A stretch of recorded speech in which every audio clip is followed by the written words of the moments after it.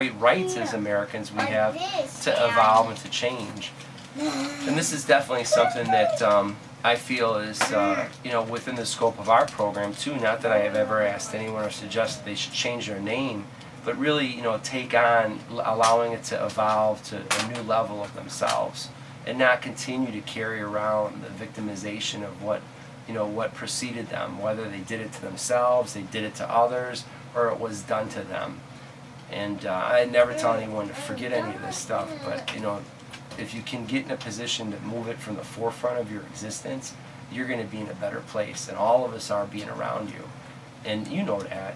We all know that. We got to do the work, And if we let some little thing, that's going on, become us, then it wins. Whether it's, something, someone you love, like my child here, or if it's a circumstance, in a large correctional institution. I'm around 80 people, and I got 3 people gonna try to make some trouble, but I got 77 people that are waiting for my music therapy program. You ain't gonna win. Yeah. You ain't gonna win. And it's the same story within Sacred Transformations. It's like my clients have to make that decision themselves. And I always tell them, you drive the bus. I'm on your bus, but you drive the bus. You ask me how long this is going to take. You decide. Get the work done and answer the questions. And these aren't my questions for me. These are my questions for you.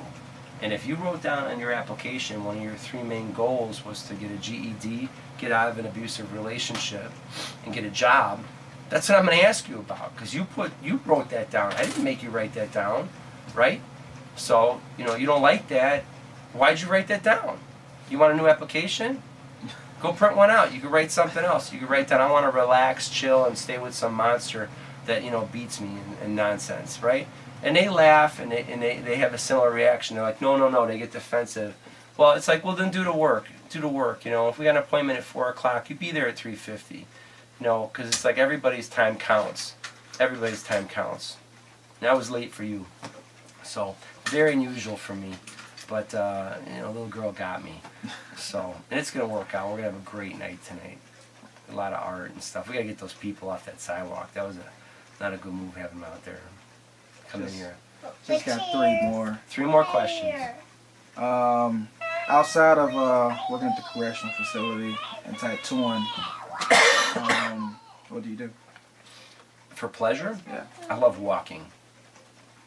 I take such peace out of being in nature, and if that's down the boulevard at 26 in California, or if it's out here at the national park, buried someplace along the lake and up in the dunes, it is what it is, and it's what you make of it. And I try to always take the time to look around and enjoy it, but ultimately the more the better.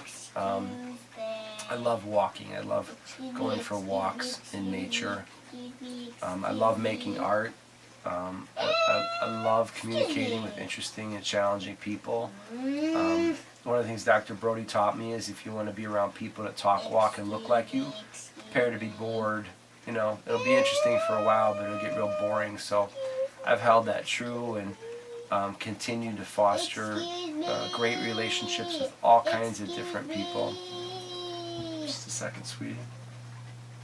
What one word best describes you? One word that best describes me? One word best describes you. Alive. I'm alive. I'm thankful. I need to get the tools here. I broke your rule. I'm thankfully alive.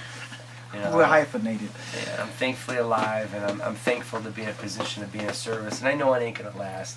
And I'm gonna get old, and I'm gonna fade, and my abilities aren't gonna be there. But when I have them, and I'm capable of, well, I got glue for that, babe. When I'm capable, I want to keep it moving, and keep celebrating the possibility. And if it works, great. If it doesn't, learn from it and keep doing good work. And the last one, another one. One word that describes your art.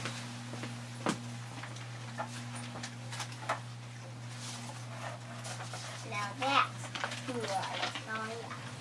I'm gonna put the hair Daddy, It's all right. put the hair blue. You know, do the and best I'm I gonna can. put the troll and Oops, sorry, baby.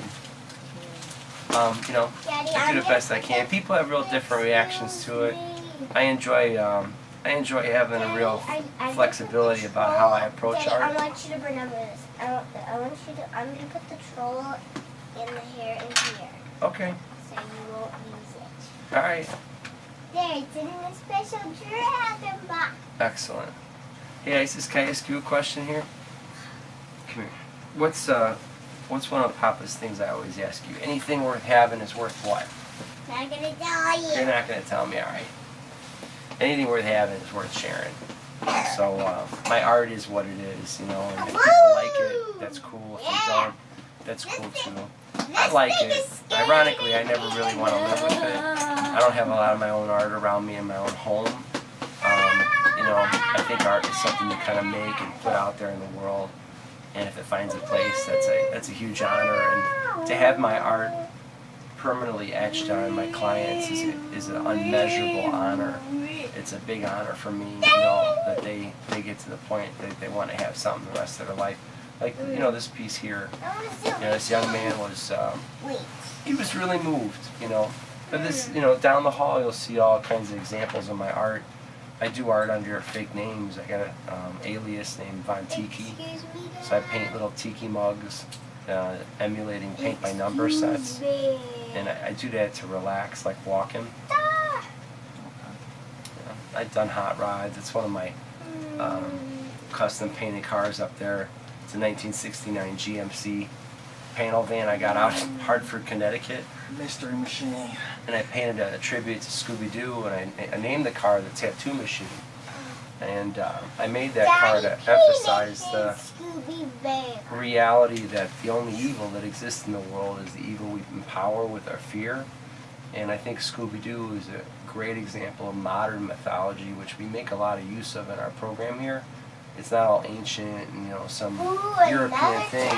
You know, Scooby-Doo to me is just as important as a lot of other things that we put emphasis on, because, you know, individually those kids and that dog didn't have a whole lot to offer, but as a team they're undeniable. And every episode ends with this, you know, the best thing, which is if it wasn't for you meddling kids, my scheme would have worked. Yeah. And the schemes don't work if we work together. You know, if we work together, we'll take it all down. Chinese box. Wow. This is Alright, cool. that works. I can't imagine that would not have been the most confusing interview you've ever conducted. But if it hasn't, I would like to hear a story about what the other one might have been like. In all honesty, I mainly just do the pictures, and I normally have other people do the interview.